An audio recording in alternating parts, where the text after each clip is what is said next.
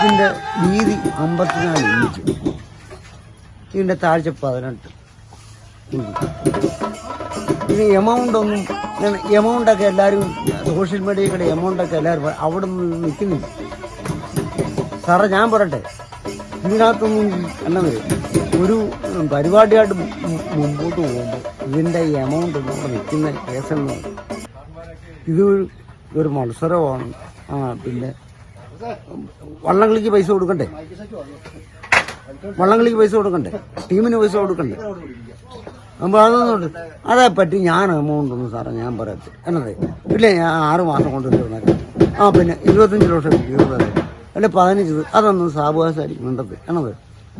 നാട്ടുകാരൊരു പ്രസ്ഥാനമായിട്ട് മുമ്പോട്ട് വന്നാൽ അവർക്ക് കളിക്കാനുള്ള ഒരു വള്ളം ഉണ്ടാക്കി കൊടുക്കും.